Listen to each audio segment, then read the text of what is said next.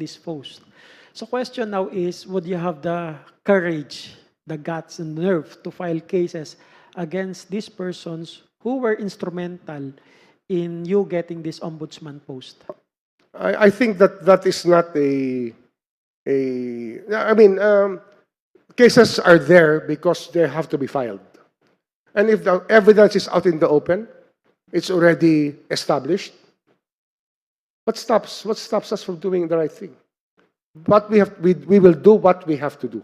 I think that's the ultimate job of the ombudsman. Last question, Mr. Secretary. So now you are the ombudsman. So what significant development in your life do you think that would make you decide to quit the post? Meaning to say you would not finish the 7-year term. Maybe my health only. If my health will not be cooperative, but so far, I've been very healthy. I have weathered a lot of storms in terms of my physical well-being. But that's the only thing that can stop me. But otherwise, I want to stay put. Thank you, and Thank good you. luck, Secretary. Thank you, Attorney Firme. Our last interviewer is the Honorable Justice Jose Catral Mendoza. Thank you very much, Attorney Marife. Good morning, Secretary. Morning, sir. I represent the retired justices of the Supreme Court, and some of them, of course, their questions through me, addressed to you. One question is, can you distinguish the right to remain silent from the right against self-incrimination? That's a situation. That's what the situation would call for. I believe that a person who has been arrested should invoke that right to remain silent until he is able to get counsel. And the right to self-incrimination will be in other fora. I think that the right to remain silent would be custodial in nature, and the right against self-incrimination would be in other fora. In your view, it is the forum where you invoke one and the other. Well, like the Senate hearings yesterday, or the House hearings, if they want to remain silent, I mean, you cannot force them. It's the right against self-incrimination. If they invoke it, people have to respect it. I think that our legal system has provided for that. Okay. Does the Office of the Ombudsman have legal standing to intervene on appeal in administrative cases resolved by it? On appeal, Your Honor? On appeal with the Court of Appeals, let's say? Yes. On appeal in administrative cases. Well, it should have standing. It should be given standing. I think that the review of the actions of the ombudsman in court will entail its participation. Okay.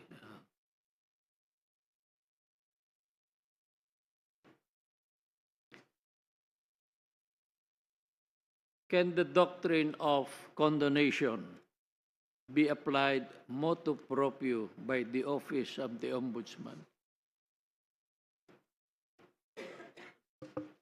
To be able to forgive a wrong as it is, I think is something that would be very, very controversial.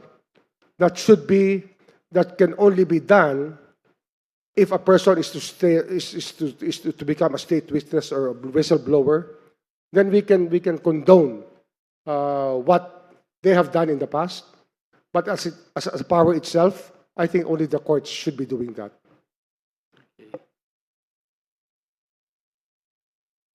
Is the final and unappealable decision of the Office of the Ombudsman still be the subject of a judicial review? Of course. Everything is subject to judicial review, I believe. Okay. I think no more.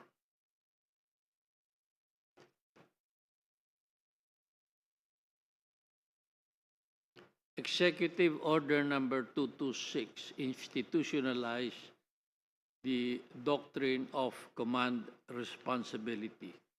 What are the elements for one to be liable under said doctrine? What elements should be proved? That will be the last question from my colleagues. The authority, power and authority, Yes. number one, is an element that's needed. A command,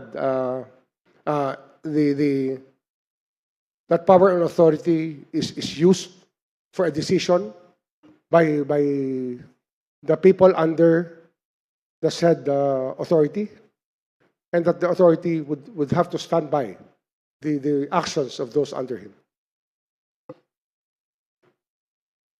Oh, there are three actually. You name one. What are the other two? An questionable action or action committed by underlings that may have been questioned later on. Yes. What are the nature of those actions? The carrying out of executive actions. I think that these are ministerial actions, or just actions that are part or parcel of the job being done by the person, or by the outfit involved. How about the superior? Well, the superior, in allowing such actions to happen, Yes. should be responsible for what has been done and what is being done. And the last one is that he must not have direct participation. Okay. Yes, sir. In your program here, you already covered this. You said you're going to raise the probable cause standard to prima facie evidence. That is your circular, SOJ circular. But in the category improve the clearance system, you wrote requirements will be streamlined so only complaints with sufficient prima facie basis can hold up issuance. Can you explain that in the light of your earlier position or what you have been advocating, raising the probable cause standard to prima facie evidence with reasonable certainty of conviction? Well, in the clearance Regarding system, the sometimes it becomes a headache for many people who are applying for positions when they have been with cases pending which have aged considerably and which have been pending for the longest time. And I think that the standard has to be raised as to why we keep cases alive. If the case does not contain any evidence, it's a cold case, we can dismiss it for subject to refiling without prejudice. But I think that we cannot hold people to account for something when the office is not doing anything to resolve the controversy. Who will make such determination in the office of the Ombudsman? I think the fact-finding will have to do it. The people who... So it will also take time. Well, Because you, it's just this is more yes or than no 3 question. days. We can actually dismiss a case without prejudice of refiling, because that is the only way to do it. If it is weaponized as such, then it's unfair. I don't think that it should be weaponized. I don't think that the office of the Ombudsman should be weaponized.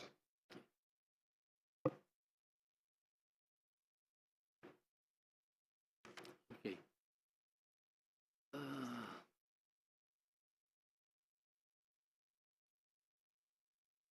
Secretary, are you impulsive?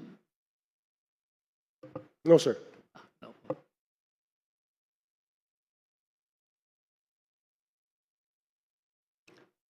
In your line of work before, as a legislator, as a secretary, have you experienced stress or pressure? And how did you handle them? Stress and pressure are always part of the job, I believe.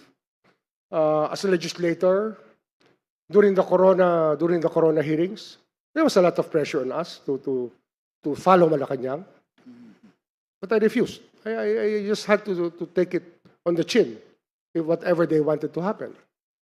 So I stood by my commitment and my belief that the process was being used to vilify a person without any due process, because what was filed against him did not contain many of the fishing expedition matters that became part of the evidence. I think that should never happen. Secretary, can you cite an instance in your career when you made an unpopular decision because it was right and lawful? It was the right and lawful thing to do. And how did you handle the consequences? My career as a SOJ, as a Secretary of Justice, or my whole career in itself? The whole career. Just an instance when you made an unpopular decision.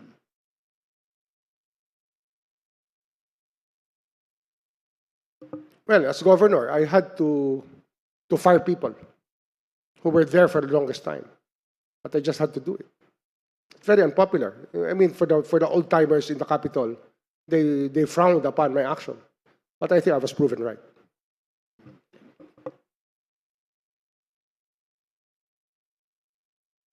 How will you protect the office of the Ombudsman from becoming a tool for political harassment?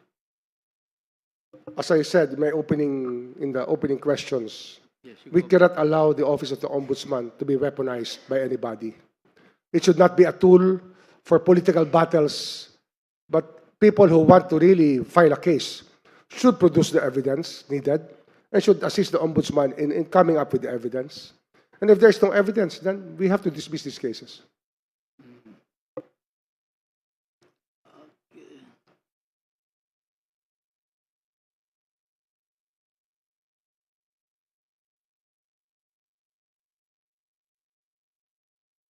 See.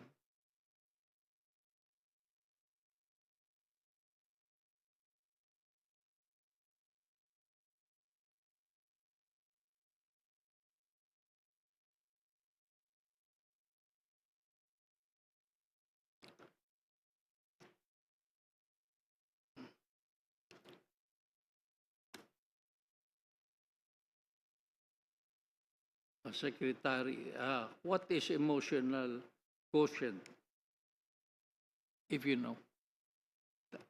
What is your understanding? Ganun na lang.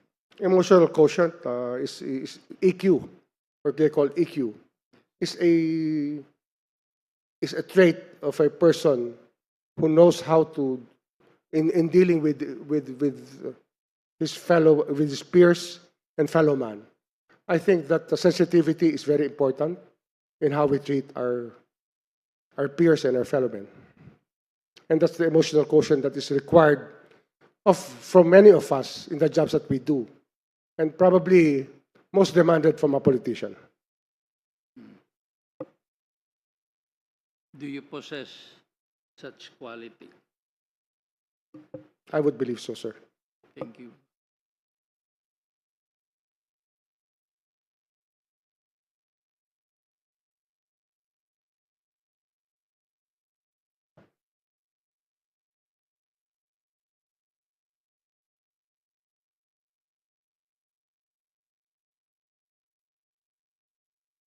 I think that will be all, Secretary. Thank you very much for your time. Thank you very much. Your excuse. Thank you, Justice Mendoza, and thank you, Secretary Remulla.